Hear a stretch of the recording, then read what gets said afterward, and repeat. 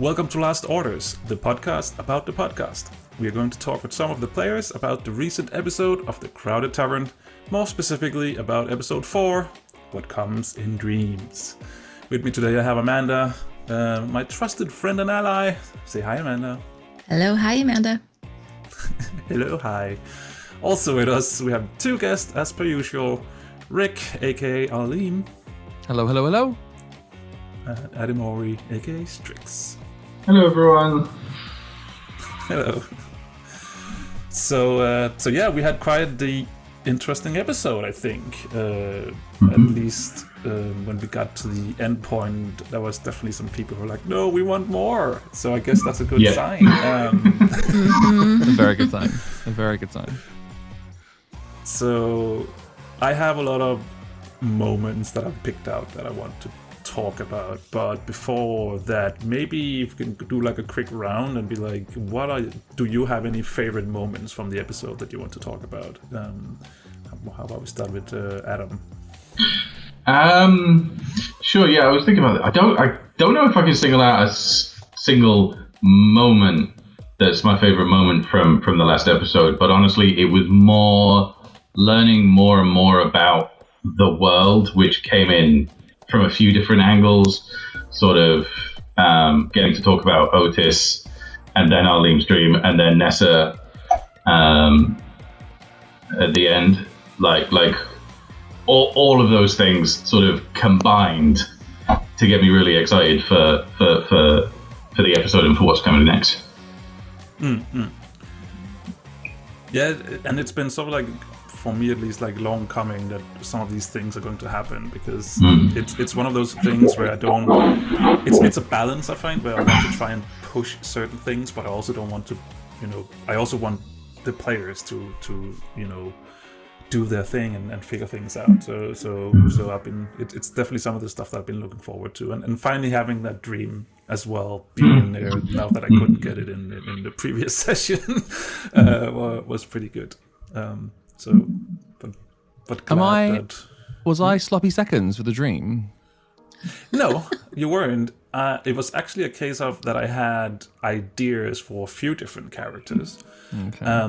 But I picked Nessa for the particular reason that she, have a connection to the dream world, and I didn't do my homework, and I didn't realize that the species actually don't dream.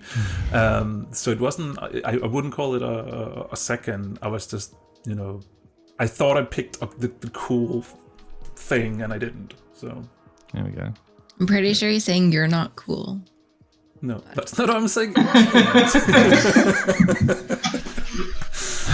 I'd argue, but you're not wrong, so. I think you're cool. Thanks. Yeah, I think so too. My mum says the same too. See? So at least that's 3 people who just said cool. So Rik, you have any favorites? I kind of want to echo what Adam's going to say, actually. Like, the world building was really nice. I think that kind of really, I don't know how to explain it. The kind of like ethereal moment of like Nessa kind of realizing that whatever guide that she has, I'm still not entirely sure how it manifests for her, which is good because I'm excited to learn more. Kind of seeing that like, I suppose the word is manifest itself in some way, shape, or form on this planet. So that was really, really nice to see. Really, really nice to see. I think the characters just in general kind of like interacted a lot more in this episode as well. There was a lot more conversation. There was a lot more kind of like us learning more intricate parts about each other, which was really, really good. So yeah, it was. I can't pinpoint one moment either. It was just like the episode itself was just really good, which is a testament to yourself, Marty, because these kind of episodes can be really hit and miss in terms of like how they go about. Obviously, it determines like who's playing it and whatnot, but they can go south if not kind of like steered in the right direction. So I think you did a really good job of like not scripting exactly what it was we were doing, but at the same time allowing enough space for us to interact, explore, poke each other's buttons, find out things. It was really good. Cool. Thanks. Amanda, same thing, or do you have a moment? Yes, the same thing, but also for me, what was really cool was everything that was kind of unseen, like Benjamin's shadowy patron figure, the shadows in Arlene's dream, like just those hints of something more that we can't quite see, we can't quite get a grasp on. And I thought that was really exciting and really like suspenseful, which was a lot of fun. And I also have to say, I really liked Strix and Neza's interactions of like Strix wanting to just kill Otis and Neza being like, don't kill Otis. It was a lot of fun. Yeah, I interestingly enough, because I'm also trying to, read off of, what happens and how people react to it in doing the episode. And I will say this without spoiling anything, that I had an ending to go towards. I don't know if that will be, the exact ending when we get there, because it has already changed now once because of things that happened in episodes and how people reacted to it. So it will be kind of interesting for me, at least, to see where do we actually end up. I mean, there's like definitely one clear goal that we're working towards, but how we get there has changed a little bit. So that's something that's very exciting for me. Obviously, I can't go into too much detail because that would be spoiling it for everyone. So, so yeah.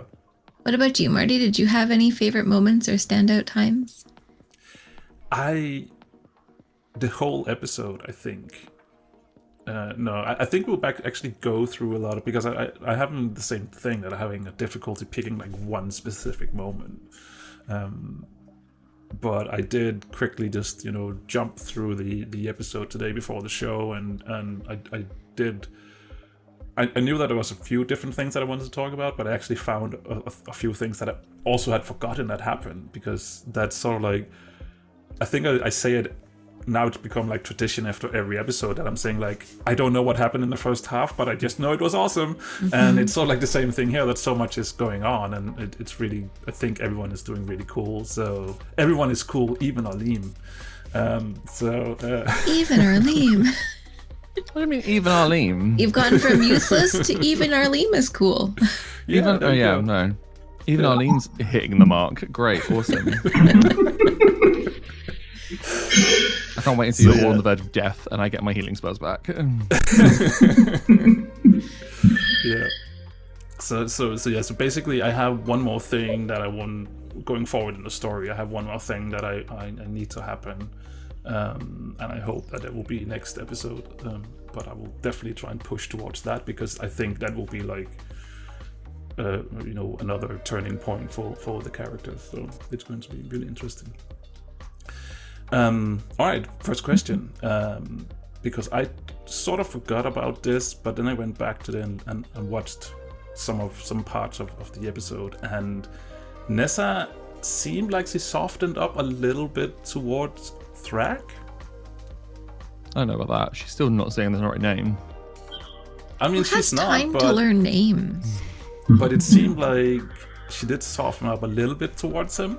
Or am I mistaken completely with that? Because it seemed like she was kind of interested in his runes, tattoos, whatever they were. Sometimes science has to come above your personal feelings towards somebody.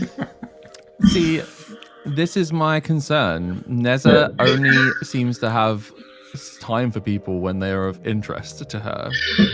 Are we talking about science as well, or are we talking about burning down spider nests?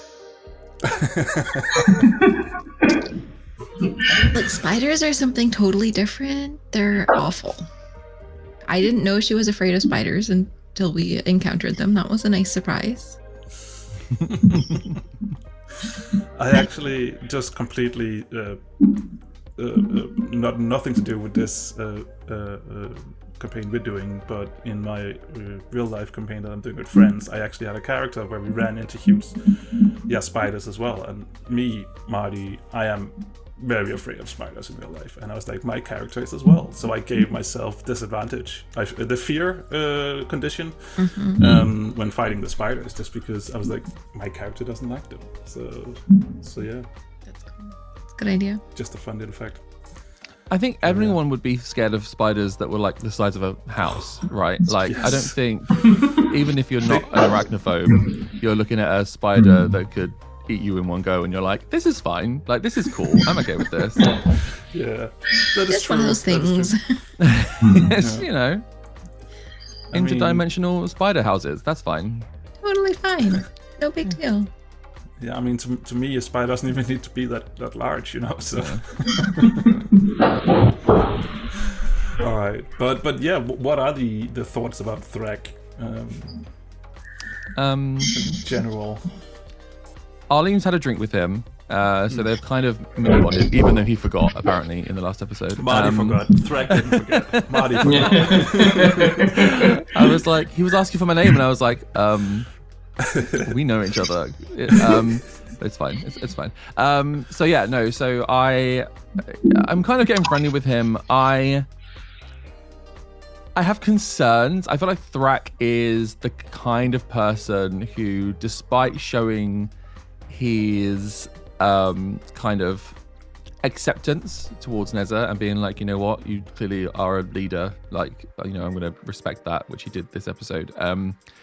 I also feel like if at any moment he feels like the leadership isn't up to scratch, he's going to start a coup, or he's going to like try and take over. And I don't trust that part of him. So I'm keeping him at arm's length at the moment. Arlene is. Rik can't wait for more of him. But Arlene is very much like, okay, like, this is your space, and if at any point you disrespect that space, then there's going to be issues. All right, interesting. I think Neza has the very same vibes. Like, she's like, okay, if we're going to have this even balance right now, but one step out of line, buddy, and maybe we're not going to be so friendly again. Yeah. Yeah. Friendly. Okay. I don't think Strix and Threk have met in character, but I get the impression Threk doesn't like Strix, because at the start of last episode, or like he's a bit wary of Strix or something, because at the start of last episode everybody was like, hey Threk, you should talk to Strix. Hey Threk, you should talk to Strix. And then Threk went, hey Auburn, you should talk to Strix. Okay. I mean, I'm pretty sure that was said you should talk to Auburn or Strix. No, there's somebody else I think said Strix specifically for some I said other Strix reason. specifically. Yeah. Right, I was like, okay. Strix is the one with wings that can fly of scouts. That makes the most sense. Interesting. Okay. I mean, yeah, maybe Threk did avoid Strix for some reason. Who knows? I mean, which is understandable, to be fair, given Strix. I mean, is it the fact that Strix has, you know, zombies and skeletons under his control? I don't know. That has nothing to do with it. I don't know. Maybe we'll find out. Maybe Drax is just scared of birds. He's what? Sorry? Scared of birds. Scared of birds? What? Scared? Yeah. Scared of birds, right. Valid. Well, maybe, potentially. Could be a thing. I mean, huge, aggressive bird, small dwarf, you know? Prey is what that is. Strix hasn't really come off as super aggressive at any point. Just like a little creepy, carries around dead things, but like not super aggressive. No. That's true. But maybe that's how Threk sees him. Are you surprised at our reactions to Threk? I mean, to be fair, I just had the name Threk, so he sort of just developed. He was introduced with Auburn, and I don't even think at that point I was thinking that is Threk. I was just, you know, oh yeah, there's a dwarf there, and then I think afterwards I realized, oh yeah, we do actually have Threk, so it could be him. And then I introduced Threk, and the reactions to Threk sort of just molded him a little bit more towards, you know, maybe he is like that. Maybe, you know, maybe that's, you know, maybe that's part of the thing, that he's a little bit, on edge with you lot, So yeah. So I wouldn't say I'm surprised, because I didn't even know who Threk properly were before this. So, but it's fun to see him being molded and developed on the fly because of how you react to him. So yeah. Next thing that happened, which I thought was really cool, because it is sort of like a little bit of character development, is Auburn leading an expedition. And that was so much, probably a little bit of,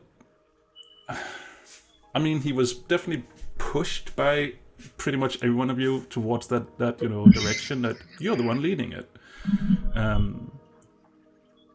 So how did you see that whole expedition that Auburn was leading? Yeah, I'll come in on this. So, as I said earlier, my favorite thing about the episode was learning about the world and things. But if you press me for a singular moment, it would be Auburn leading the expedition,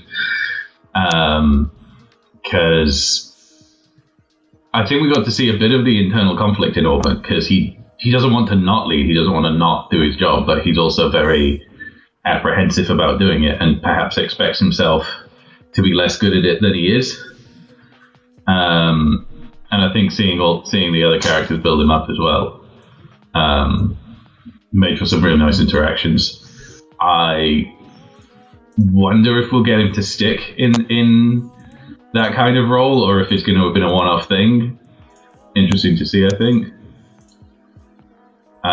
But yeah, it made for a really nice moment last episode, regardless. Yeah, I agree. I think as well, I get the impression Auburn has been, what's the word?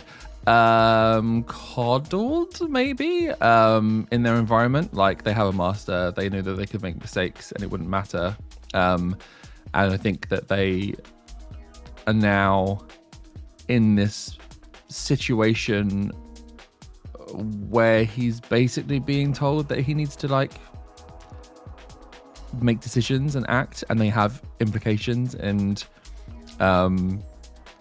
direct results that could be negative, and he's not used to that, and I think that while we as a group can probably build him up and make him feel better about himself, I think one knock to that confidence, one thing going wrong, could spiral very quickly in the wrong direction, which we probably as a group need to be aware of. Yeah.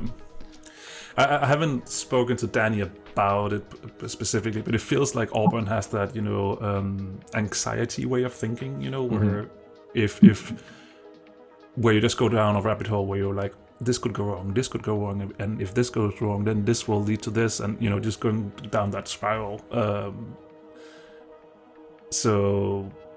have no experience with that at all, none whatsoever. No. Okay, well, then I won't send Danny your way if you need to. No, but I just think that it's it's cool to see him, first of all, see Danny play Auburn. I think he's doing a phenomenal job doing that. But also to see how, when pushed, he can do things, Yeah, for sure. And when we talk about Auburn, I think we really do, because this is one of my favorite scenes, and that's when Arlene was comforting Auburn and telling him that he actually, you can do this, you're doing this right now, and just trying to build him up. And yeah, I think that was such a great scene from Arlene. So I think I touched on this last time I was in this podcast. I'm getting the impression, and I don't think this is where I intended Arlene's character to go in any way, shape, or form, because in my head I was like, right, I'm going to have this, I'm going to have this guide, I'm going to have this celestial being who's constantly telling me what to do and how to live my life, and the correct path to take, all this kind of stuff. And they mean it in good faith, right? It's not like it's a bad thing, but I had in my head, I was like, right, these are going to be like the interactions, and I'm kind of it's going to be kind of comedic, but there's also going to be like some value there and some insight to Arlene's character. And then obviously you immediately ripped that away, so I had to on the fly kind of be like, okay, how does Arlene fit into the situation? And the more we play, the more I'm realizing that Arlene, sure, he didn't listen to his guide, and like he didn't take any of the advice on board, and usually tried to do the exact opposite of whatever he was being told. But in the moment of kind of dire need, when you don't have that voice in your head, I think he's kind of very quickly learning that all of the lessons and all the things that were being said to him are of value, right? And he's kind of figuring out and piecing together that everyone is in the same boat as him. Like Neza wasn't able to communicate with someone. There was the person in the camp whose name I cannot remember. I wrote down in my notes, I didn't have them. Who I spoke to as well, who was having issues with their patron. I think that she said patron. So he's kind of realizing that even in this situation, he doesn't have his guide. And personally, there's a kind of a success to him for that, because he doesn't have that voice in the back of his head.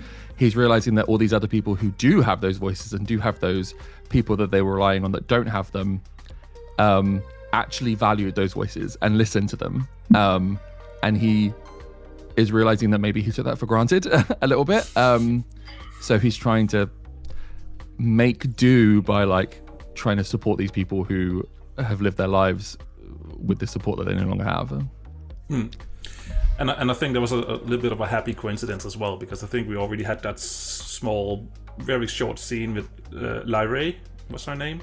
Yes, thank you. Yeah, and where Arlene was like, again being, the supporting, it's fine, we can do this. And then afterwards we have that next scene with Auburn. It just sort of just enhances, the what Arlene is going through. So, Give me 1 second. Sorry, apologies. No worries. This cat is being places where they're supposed to.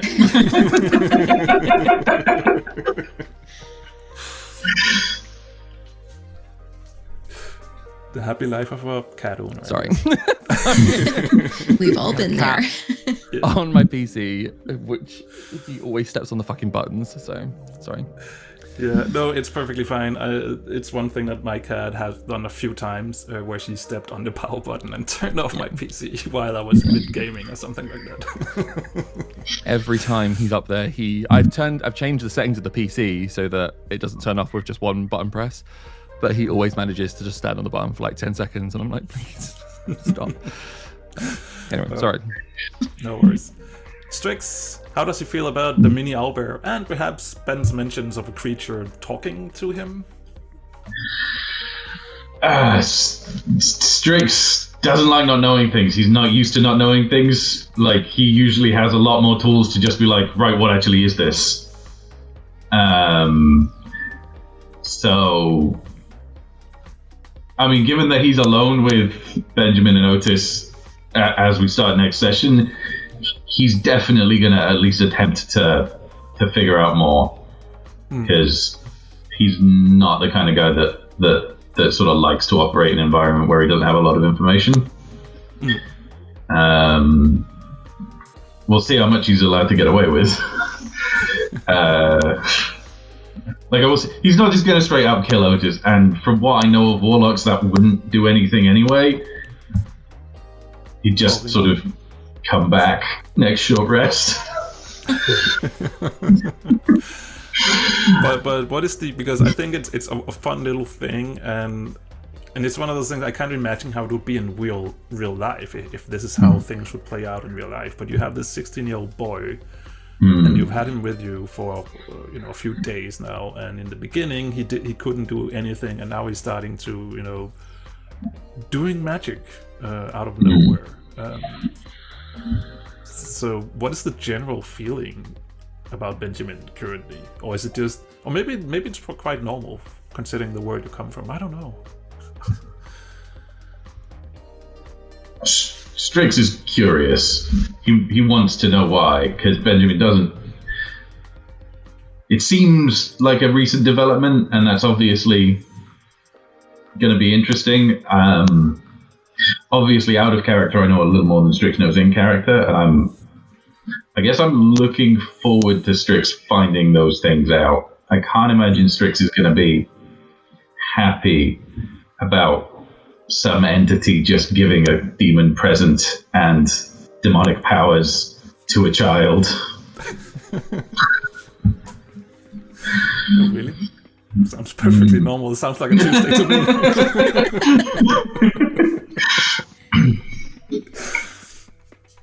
Yeah, but it's definitely something I didn't see. the comment, "I'll kill the owlbear." I didn't see that. I'm like if Strix finds out what it is, he might. I don't think, like I say, I don't think that'll actually impact anything because, like, warlock patrons can't really be killed. They, or at least their souls can't. They just reform. If assuming you're playing standard rules, which you might not be, but yeah, he's not going to be happy that somebody just gifted a demon to this kid. As of when he figures out what this is. It's not a demon, it's an owlbear. I mean, Strix already knows it's not an owlbear. He doesn't know what it is, but he knows it's not an owlbear. Yeah. Yeah, it's yet another of those things that I've been looking forward to seeing how people react to that whole thing and how because it's something I had no clue how people would react to it, and just opening that up a little bit more is going forward is going to be interesting to see how what will happen. So Nessa, what happens when her tablet runs out of power? Oh, it's not going to be a good day. That's when we lose all of our mad cans. Yeah, she will definitely be trying to find a way to power it that probably isn't using the mag cans, because she knows that she needs them to get home. But she also will lose all the information that she has on her tablet. So it's going to be like this balance. And I don't know, maybe Ness is going to invent like solar power. Maybe. Yeah, that's actually a good point. There's a question that I keep meaning to get around to asking in character to Nessa, which is like, how do you charge a mag can normally? Like, they store magical energy, but like, how does that get in there in the first place? Because we've got an empty one. Could we charge it up? Could we use the battery of one of them and then charge it back up? Or is that just not a thing? That's a great question that I would need to defer to my supervisor for. That is, I'm the supervisor, and that's a great question. I will need to talk to the engineers to figure that out. At LARP, we have a system where if you don't know something, you can say in character that you're going to go talk with the winds. It's very much have a conversation with the winds in 2 seconds, which means you run and find a ref and be like, I've just been asked a question I don't know the answer to, help. Mm-hmm. Well, that's a good... I'm glad that you asked this question here now before you do it in a session, because I guess I need to figure that out now. How do you charge a mag can? I'll write that down right now. How do you charge? Great question, and one that I definitely would have had as well eventually. Like, there should be a way to charge these, but what is it? We'll come back to that eventually. In episode, let's say 10, when you return to maybe... In episode 11, I'll have the answer.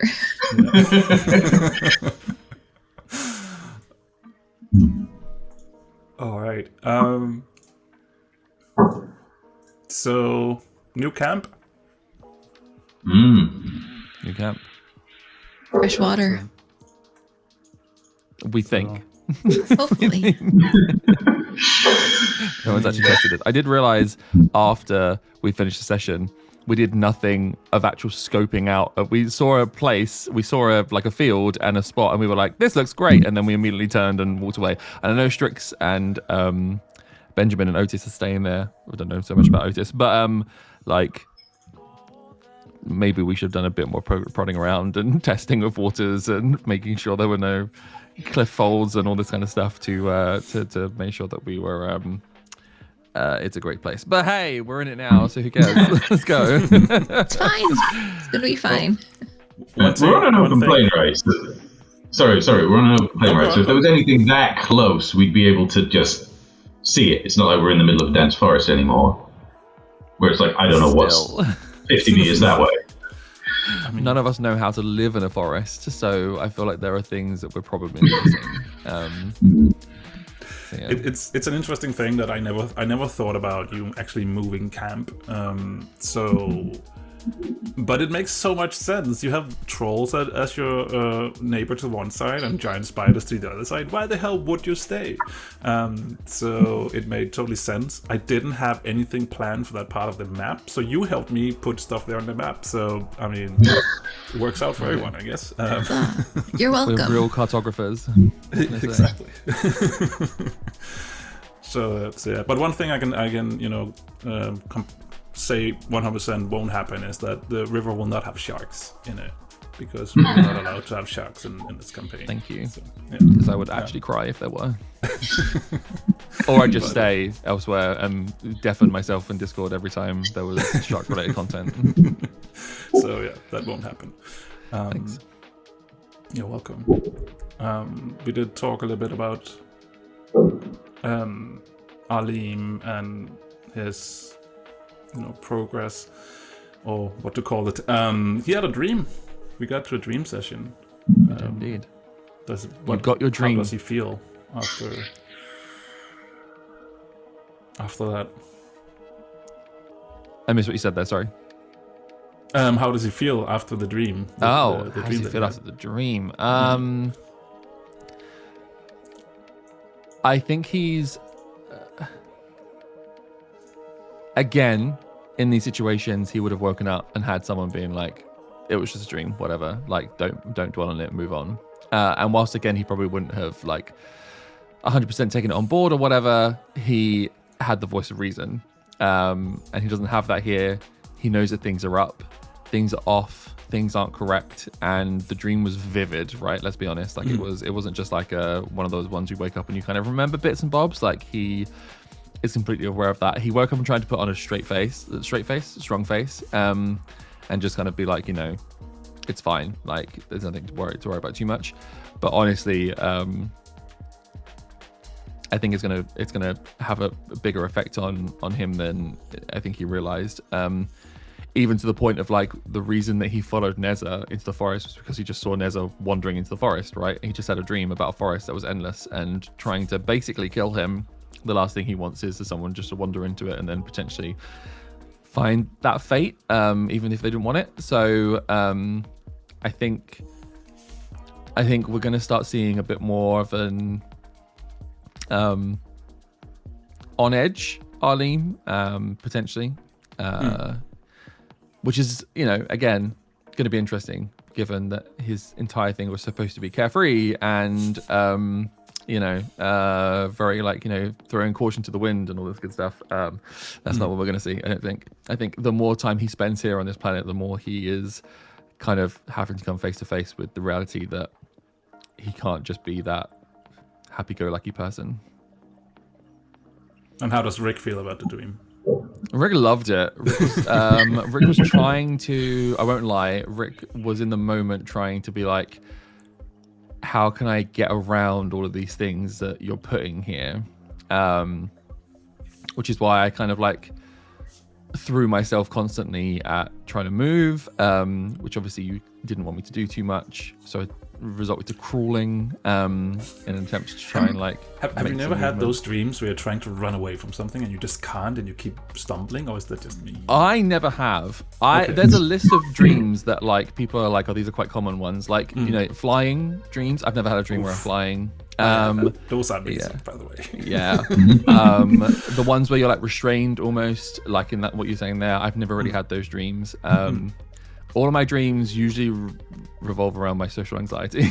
So that was great. I had a dream last night that was basically a dream about like it was a nightmare about FOMO. It was all based on fucking FOMO, and that's how my dreams manifest, because my brain hates me. But yeah, no. So whilst I haven't had those dreams, I've heard about people who have spoken about them, and I know kind of what to expect. So I enjoyed it, but at the same time, I was like, what is Arlene trying to get from this necessarily? In the sense that, as I say, happy-go-lucky, he would have just tried to run in a situation like that and, trying to figure out a problem. You clearly weren't letting him do that. And in the moment, I was just kind of like, I don't know how Arlene would react other than being an obnoxious little brat about the entire situation and like sit down and cry kind of thing. So that was interesting. But yeah, no, I really, really, really enjoyed it. And it's, as I said, it's allowing me to kind of explore parts of Arlene that I didn't think I'd get to explore, which is quite nice. Cool. That's cool. Because the dream was sort of, supposed to be, all that to try and, but also, to try and just sneaking a little bit of the world lore, what is actually going on here, and why you don't have, or why Alim don't have that access to his guide. Yeah. So I don't think it's a coincidence that after we had that dream and I had some sort of connection, like I had a familiar voice kind of thing, that immediately afterwards Neza had an interaction with whatever deity, patron, guide, spirit that she hasn't been able to kind of connect with since getting here. So I'm hoping I didn't get into that too much because it was like right at the end of the session, and if we had like another like 10 minutes, I may have tried to explore the fact that Neza didn't really tell me outright, but I think Arlene's could have probably put two and two together, because you have mentioned to Arlene before that you haven't been able to connect with your spirit. So maybe at the start of next session / whenever is appropriate, Arlene can start kind of figuring out the pieces of what the dream meant compared to what's actually happening at the campsite now. Yeah, I definitely thought it was curious that like Arlene had the dream and then Neza's guide was there. Wasn't Yeah. It? Oh, interesting. Yeah. Good. What was that connection? Good. Because of course Neza doesn't know about the dream. She's just like, oh my gosh, you're back. Hi. But yeah, no, that's good, because that was sort of what I was trying to push as well, and I was a little bit unsure if this would be the time, but I also felt it was like sort of like a combination of, I had that idea that this would be the order, except that it would be Nessa's dream instead of Arlene's dream that prompted it, but this works out as great as well. I feel like. And I completely lost my train of thought, so I don't know where I was going with this. But anyway, yeah, Nessa got guided towards another being. Mm-hmm. So that was exciting. How's Nessa feeling? She's excited. How's Nessa feeling about the guide being back? Delighted, relieved that she has that connection. She's not. I don't know if you noticed, she's not very good at talking to people. She's not that great at it. Yeah. So she is very comforted by the fact that he's back, and connecting with her again, and hoping that it's not just a one-off thing, because that would not be fun. She'd be like, oh, and it's gone again. Yeah. So that's how she's feeling. Yeah, and second part, this world has goblins, apparently. Yes, and she is excited about that because, well, she didn't try to kill Neza, so that was a good start. First thing that they've come across that hasn't immediately tried to, destroy them. And yeah, I think she's really curious about how to nurture a possible relationship. Of course, being Neza, she's probably gonna fuck it up because it involves like interpersonal skills that she doesn't really have very well. But she's certainly gonna try. Maybe she'll talk to Arlene about it. I don't know, because she kind of overheard bits and pieces of what he was saying to Auburn. So maybe she'll be like, he knows how to have words that make sense. I'm very excited to become the group's therapist. This is good. This is Oh, she won't ask you for turn therapy. Arlene. No, she won't talk about her feelings. But she might be like, maybe you can be nicer than me. Because she knows that she's not very good at people. Oh, so she's But aware. She's self-aware of this then. Oh, I think so. I definitely think Okay. so. It doesn't make her want to change because I don't think she actually knows how. Okay. But yeah. I will have to admit that I completely forgot about her ability to mind connect with other beings, even though that she has tried to do that earlier, the dragon but sadly it was too far away, or luckily it was too far away. So it's not how I played the scene out in my head when I thought about it. But I think I actually kind of like this, how it turned out, even though it did put me into that situation that I'm not super great at, which improvising something that I haven't thought about. But yeah, that completely surprised me a little bit. But yeah, how are you feeling, or how is Nessa feeling about this goblin? Or is the name?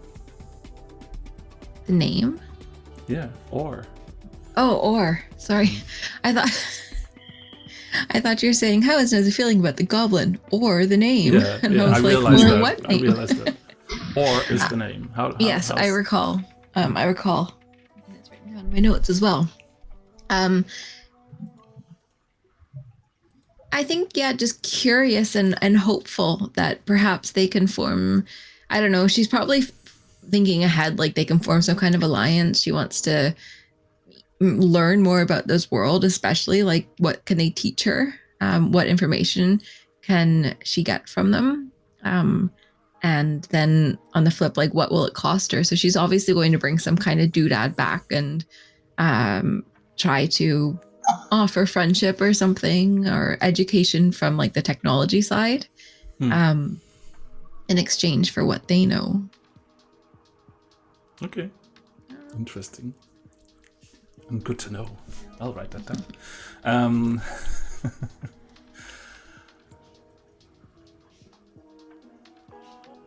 Yeah. Oh, I remember what I wanted to say earlier. Actually, now regarding the whole encounter with the goblins, it was also, I felt like I couldn't wait with that either, because you decided to move camp. So I sort of.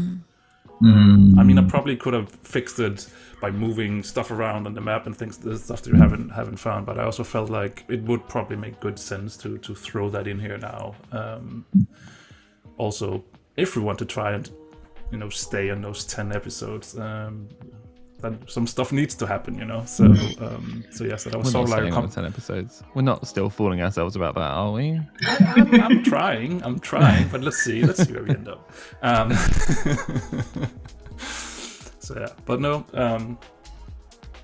Overall, I think it was a really cool episode. There was a lot of things happening, and I think that there wasn't a lot of time where the story was actually standing still, or the scenes were standing still. It was like all over the whole runtime. Something happened, which I was quite pleased about. Any last things that any of you want to talk about in this particular episode that you want to bring up? I'm curious about Arlene's thoughts, seeing Neza like have this silent conversation with somebody, or just, well, maybe to Arlene it was like she was just standing there. Arlene, I don't think is too concerned about that. I think he's seen various ways of communicating with someone, and I think like it was very obvious even without hearing the conversation that was going on, that the two of you were like interacting, like he was showing you stuff and you were like, you know, responding to it with how you were probably, you know, using your body kind of thing. So we probably picked up that there was some sort of conversation going on and didn't really care too much about it. He was just, he just wanted to protect you more than anything else. He just wanted to make sure that you didn't run off into the forest and get gobbled by something. Especially when we saw that, like, obviously he just had the dream, as I say, about the forest that was dragging people down and refusing to let them kind of protect themselves. So there was that to it as well. But every time we have ventured out into this forest, we have always been eaten by something gribbly.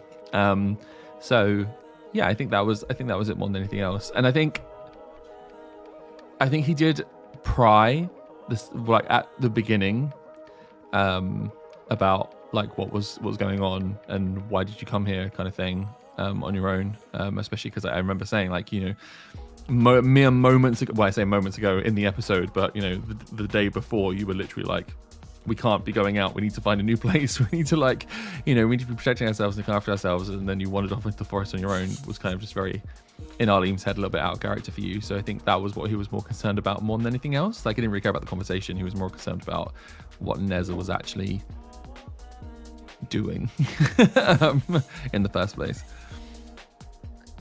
Cool. Yeah. Did you feel that Arlene being there was a bit of a kind of, what do you call it? What's the word? Like I encroached in a private moment that I shouldn't have done. Not in like a toxic / problematic way, but just in a in character way. Were you a bit annoyed to see that Arlene was there? No, I don't think so, because Neza had actually wanted to tell somebody that she was going into the forest, following the path that that our guide was sending her on, but Arlene was too far away, and she doesn't really like Thrak. Sorry, genuine question: is it Thrak? I just was about to call him Thrall, and I was like, what's his name? Thrall is the name you keep giving him.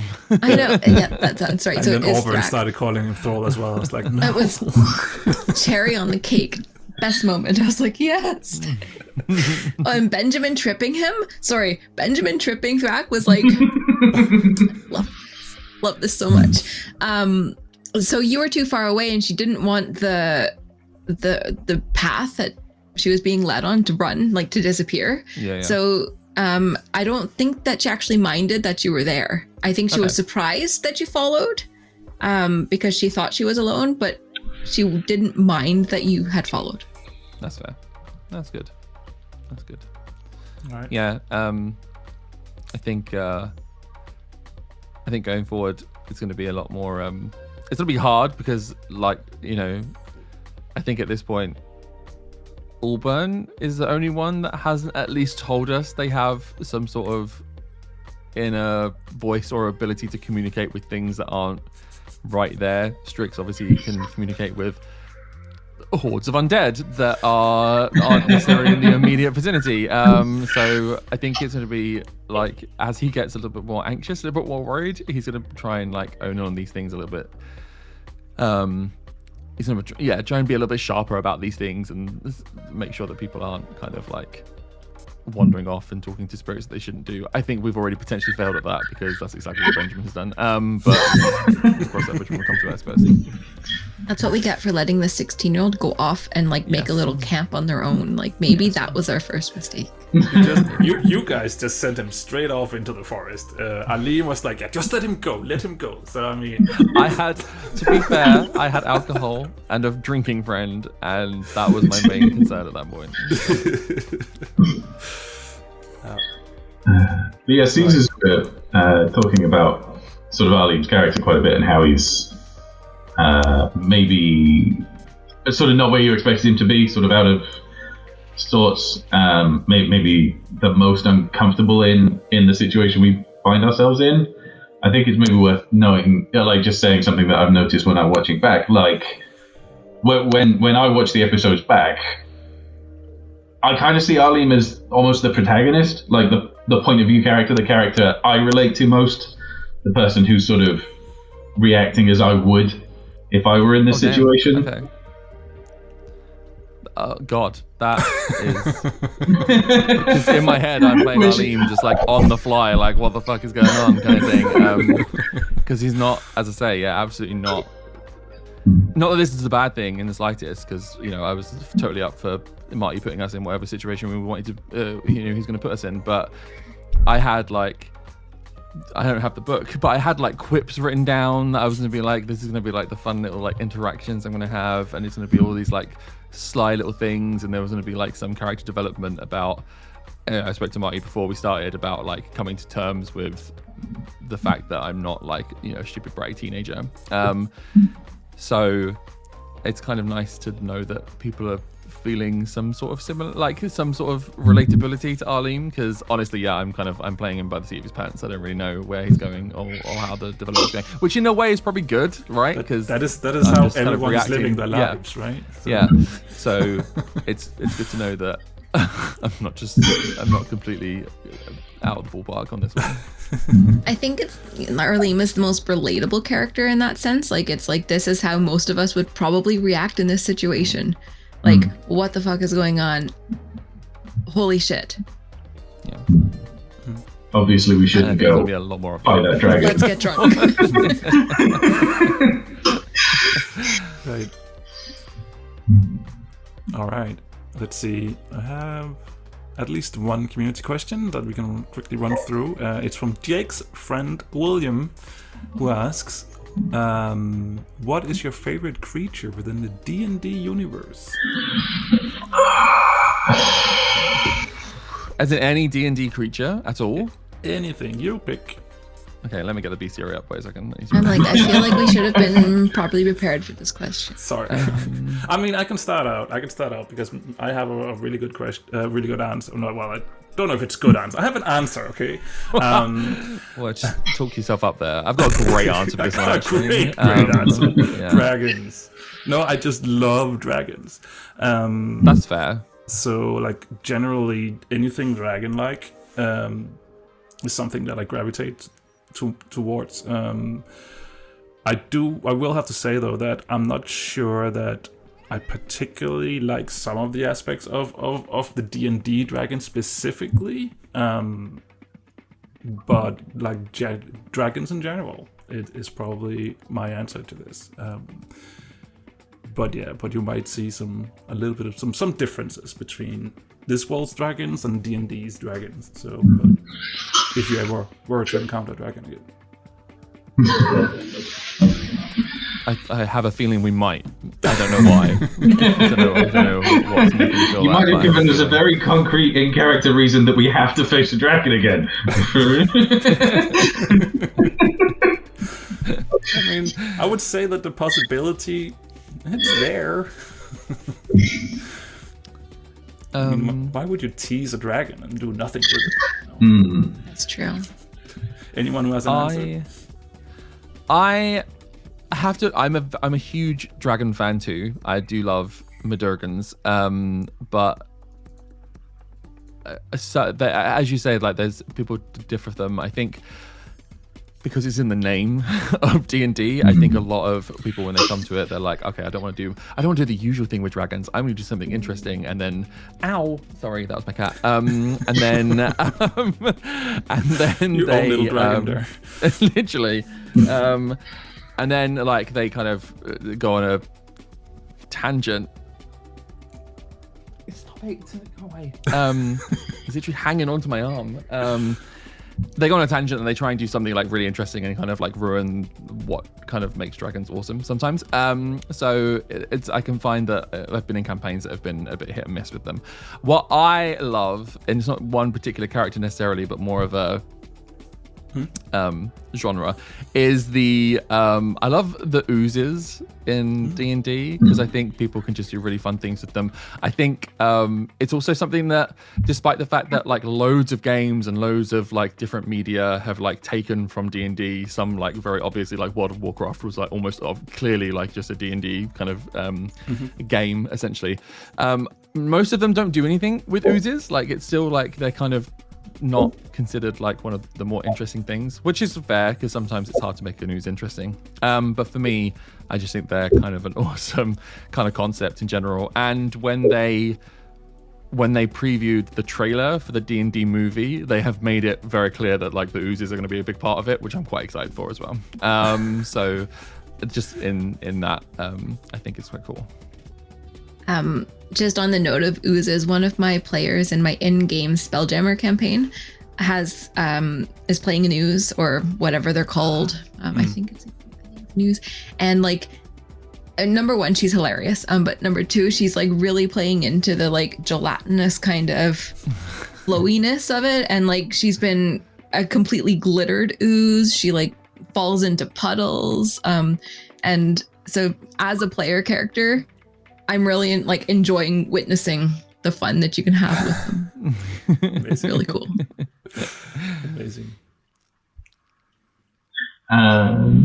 Yeah, I mean, definitely dragons is like, I guess the obvious answer for me as well. Like it's yeah, I think it is partly because it's in the title. Like whenever you see one, it's like, ooh, dragon, get excited. If I had to pick like maybe one more for me, I might go liches. I think there's maybe something relevant about a pale old guy who's willing to do very evil things to keep hold of his power. That's just you could do some very obvious things with them. Would Strix go that far? I don't think so. There need to be some big things pushing his character development in that direction. Like Strix as he is right now. No. We have 5 episodes to do it. So. No, not so. Yeah, not this iteration of Strix. But he's like early 20s Strix, so who knows? There's a long way to go if we wanted to do a corruption arc potentially. Right. How about Amanda? Did you have a creature in mind?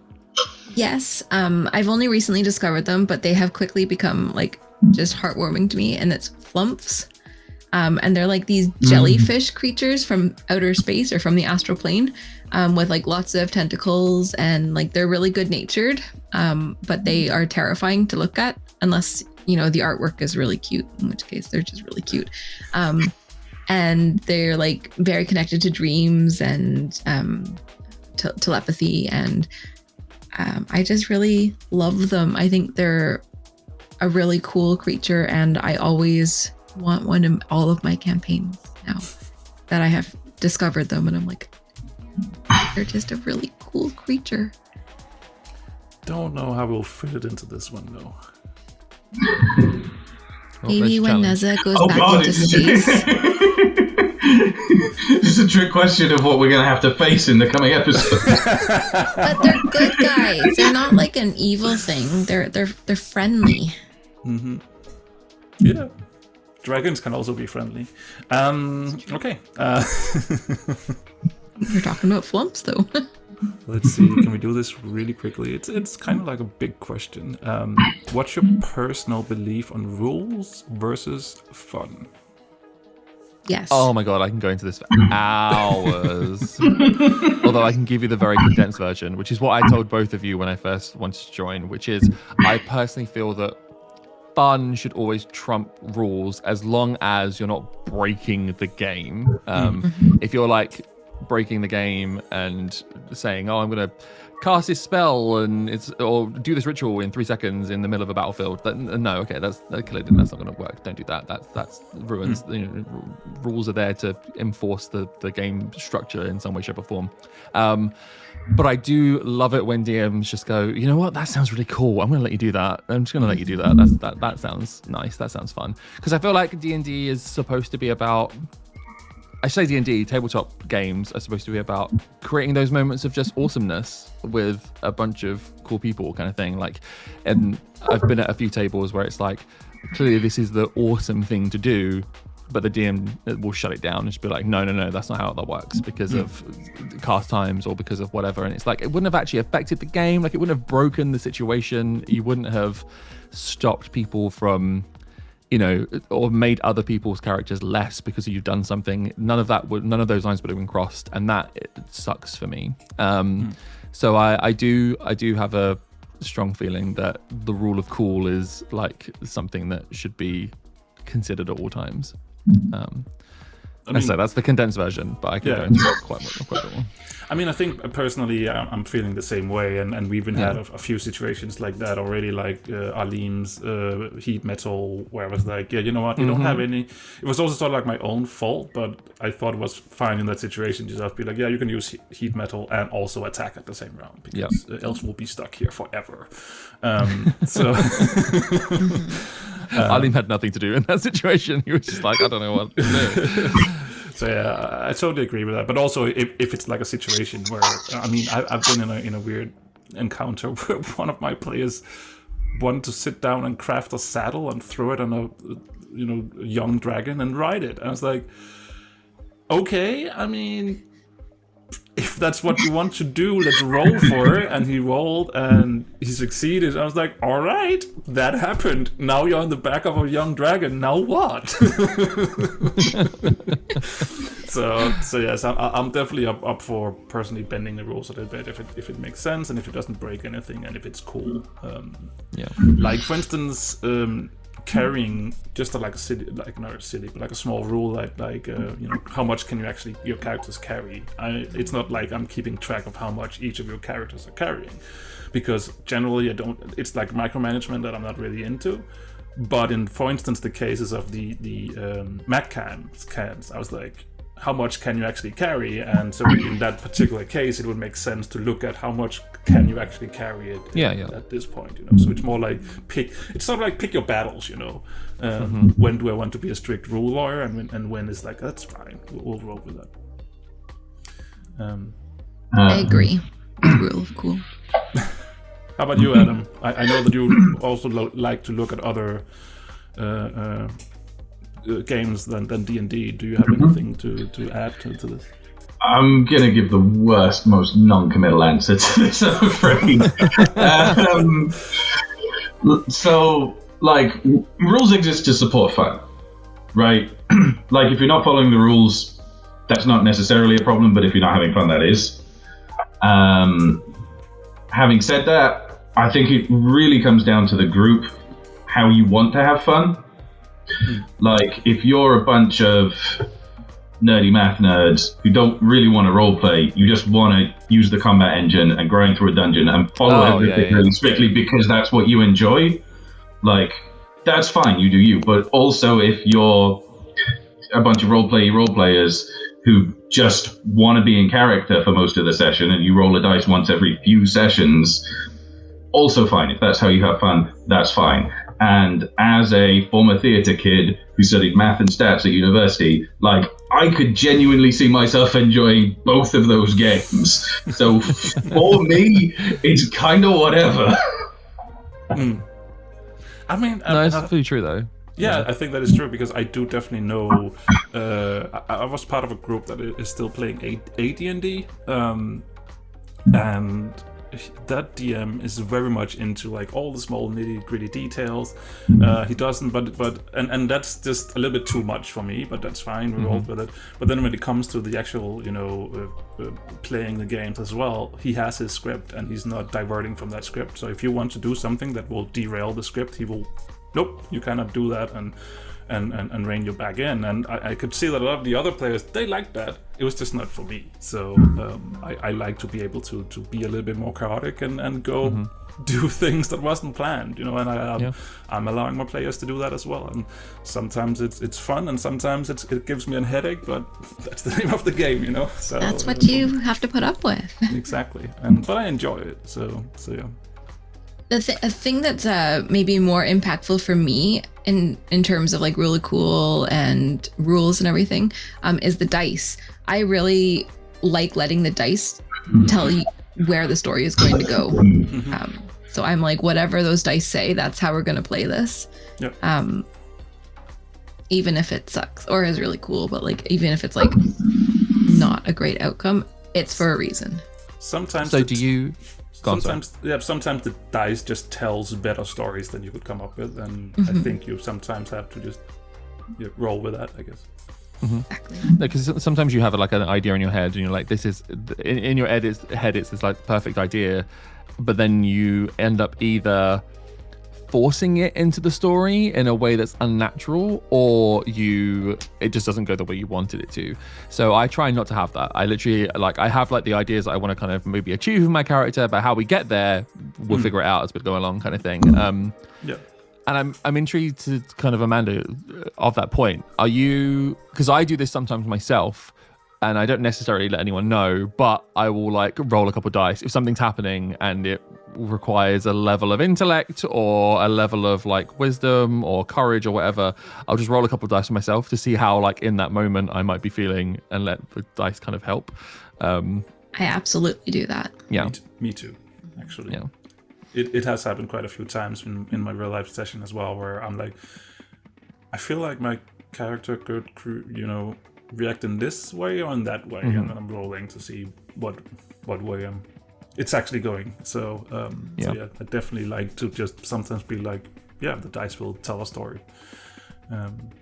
Like I had a character that I finally started to understand how the class was playing. It was my paladin, and then he got himself killed very heroically by saving an NPC that had to close a portal, and he got several death saving rolls, and he even got an advantage on the last one because the DM was being nice, and I just kept failing, and I was like, right, the dice is telling me that character had an heroic death. So that's how it's going to be. So that's what we're going to roll with. I got the option to be what's it called, where you get resurrected, but in a different body. Don't remember what it's reincarnated. I got the option to be reincarnated, but I had also already clearly stated previously that in the campaign that my characters against that sort of things and reanimations and stuff like that because of where they came from in their life. So, because of how the dice had rolled, and I was like, I have to play the character. That character's dead. He had a heroic death. It made so much sense for him to go out that way. And so, why would I, be untrue to the character and resurrect them? And just because I finally figured out how to play it, So yeah. Anyway. I think we ran a little bit over time this time, but that's fine. So much to talk about. Exactly, it's fun to talk about, but I think, unless we'll talk for another hour if we don't, stop somewhere. So let's. You've got like a good minute of me catching my cat to edit out anyway. Don't worry. That is fine. They'll probably stay in because it's fun. Cats are fun. All right, if you yourself have any questions or want to follow what we're doing, you can do so on Twitter at Crowded Tavern, or you can join us on our Discord, which is geekherring.com/Discord. You can also find all the links to all the social media and everything we have, and when the next episodes will be over at thecrowdedtavern.com. That's all I had. And Amanda, anything you want to add? We are also on Instagram and TikTok, and soon to be Facebook. And please don't forget to, if you like what you hear, give us a review on wherever you review your podcasts. There we go. That's it. Thanks for watching. Thanks for listening. Thanks for being here. Bye. Bye. Bye. Bye.